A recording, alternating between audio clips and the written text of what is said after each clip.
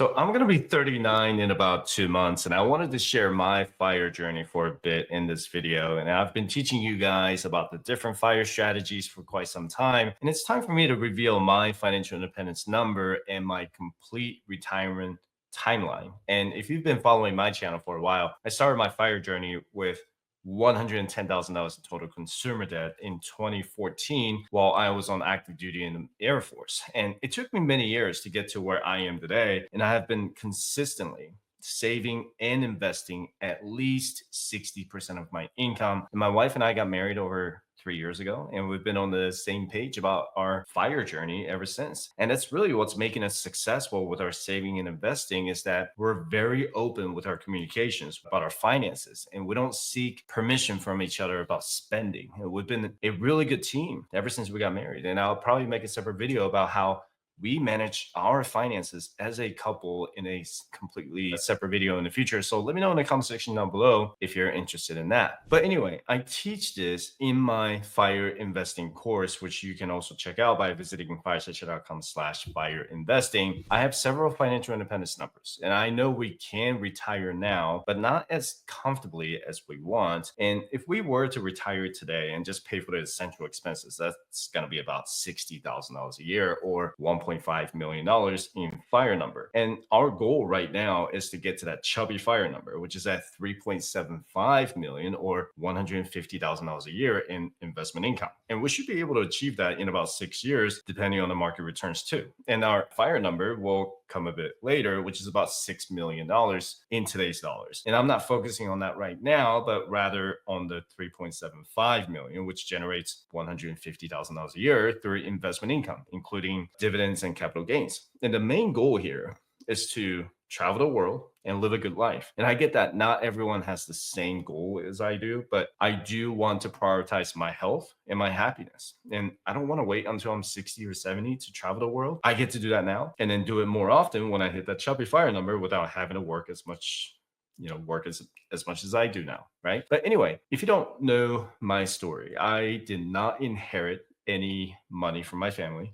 In fact, I had over $110,000 in consumer debt after my divorce and due to my irresponsible spending. And that was when I was 27. So I started my debt-free journey on January 1st, 2014, while I was still on active duty in the Air Force to pay off $47,000 in credit card debt, $46,000 in car loans, $8,000 in a personal loan, and another $10,000 in a TSP loan. And I can tell you that it was the darkest time of my life as a divorced guy with a 10-month-old baby girl. And I sold everything I could and picked up extra jobs after I finished my shift with the Air Force. And I had to get out of this debt as soon as possible in order to start investing. And I had zero room in my budget to do anything else at that time. Then I became debt free in December 2015, but I just say 2016 to make it easier. But that was when I just turned 30 years old. And as soon as I became debt free, I started my financial independence journey. The Millionaire Next Door was the book that really inspired me to start my fire journey because after I paid off my debt, I built up my 6 months of cash reserve in my emergency fund and started maxing out my Roth IRA and 401k. It was impossible to max out my retirement accounts in the Air Force. So I found a private sector job that paid me a really good salary, thankfully. And in 2016, I saved 25% of my income to the combination of my Roth IRA and 401k. I maxed out my Roth IRA that year, and that was actually the first year I got to do it. And in 2017, I maxed out my Roth IRA and 401k and saved the rest into my taxable brokerage account. And that was the first year I got to invest 50% of my income. And then 9 years later, I'm currently at around, well, which I should say we are at around 1.5 million in 2025. And I don't want you to misunderstand the intent of this video. I'm not here to show off what I achieved. And you guys are aware of this. I never really make these kind of videos, but to actually show you that it is entirely possible to do it. And this is coming from someone who once had over $110,000 in total consumer debt, divorce, child support, and basically starting from scratch. And I became very determined and intentional with my savings. And don't get me wrong, I still have fun while I'm doing all of this. And my family and I travel 4 to 5 times a year. And trust me, I don't just stay home and do nothing, right? And we're going to enjoy traveling while we're investing at least 60% of our income. Is it possible? Yeah.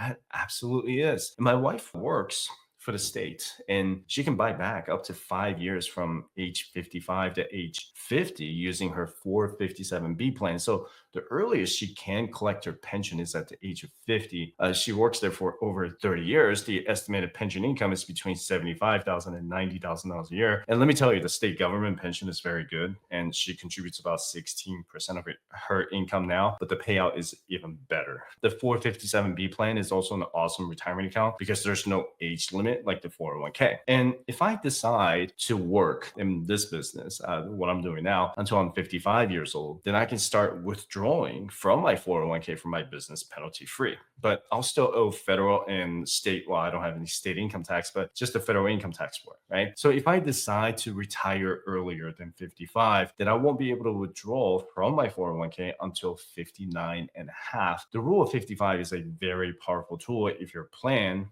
comes with it. And the beauty of owning your own business is that you get to dictate what you want in the 401k plan because I am the administrator for the 401k plan. And I'm not just maxing out my 401k as an employee, but I get to contribute 25% of my compensation. So it's not just 23,500 as an employee, but I get to contribute up to 46,500 as an employer or 25% of my compensation. And I made a separate video about the solo 401k, so you can check it out on my channel when you get a chance. And because I'm a retired as a military reservist, half of my career was on active duty and the other half was on the reserve status. I will not get my military pension until the age of 58 because I had some reduced years for being on active orders as a reservist. And I'm estimating at about $30,000 a year when I turn 58 years old. And unfortunately, it's not going to be adjusted by inflation because that's the perk of retiring as a military reservist. And as soon as I turn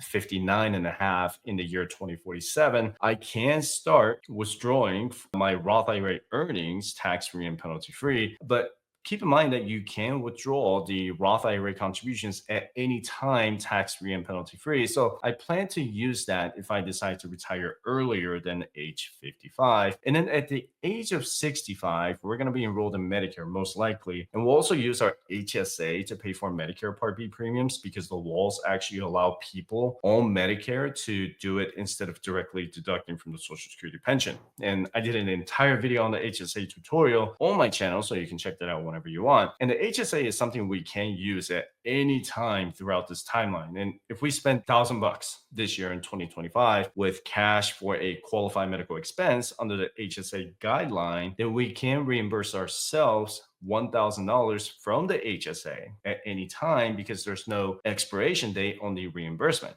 right? So we could do it 2 years from now, 5 years from now, or 20 years from now.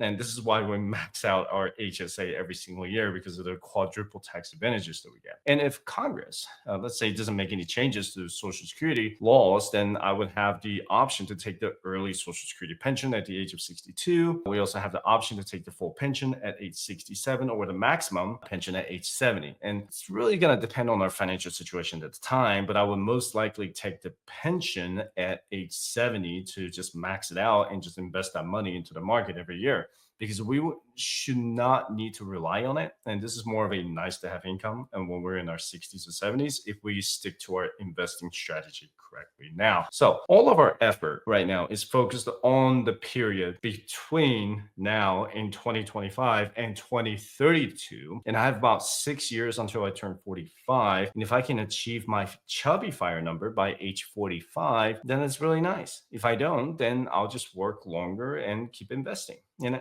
I'll be honest with you, I love the business I'm running and I love helping people with their finances. And I don't see myself stopping anytime soon. You can schedule a session with me by visiting firesession.com/consultation. I'm not going to retire because I hit my FIRE number, but I'm going to make sure that I'm mentally ready to retire because this business is fulfilling my purpose right now. Right. And what I really want to focus on and continue to focus on is my long-term retirement plan. And if my Chubby FIRE or Fat FIRE strategy doesn't work out, I still want to make sure that I'm investing the maximum retirement contributions that will guarantee, I shouldn't say the word guarantee, but will have my retirement income in my 50s and 60s. And I don't want to work when I'm in my 60s at all. My absolute retirement age is probably going to be 55 or 56. It's really depending on how I feel at the time. And if my physical health starts to deteriorate, then I need to prioritize my health over working. And my business will generate income no matter what, from YouTube AdSense revenue, affiliate marketing, business to business contracts, and sponsorship. So if you're looking to start a business, it's always a good time to start. Just don't quit your job until you generate enough income to replace your 9 to 5 job, right? So no matter what happens, I will always prioritize, my wife and I, HSA, Roth IRA, employer sponsored retirement accounts, and our taxable brokerage account in that order. And I still have 20 years until I turn 59 and a half. So I still have plenty of time to grow my retirement investments. And you can go to firestatechat.com/resources to get the free financial independence checklist. But I want to make sure that I max out my retirement every single year. And at the same time, we're going to enjoy ourselves and travel the world. And listen, if you're not having any fun because you're saving and investing everything you earn, you're doing it wrong. Tomorrow is not promised. I want you to enjoy your time with your family without being a tightwad. So what if you have to pay an extra $200 to get a fast pass at Universal Studios? So what if you have to pay an extra $500 on the first class ticket to Vegas? If you're debt free, have an emergency fund set aside and you're intentionally investing, go enjoy what you earn. If you're in debt, don't do those things until you're debt free. I spent 2 years sacrificing my wants so that I could enjoy my wants now. Do you think I could do what I do now if I still had $110,000 in debt? Absolutely not. So go chase your dream. You can do this. What's your fire number? I would love to know in the comment section down below. And this has been another beast of a video, and I hope you got a lot out of it.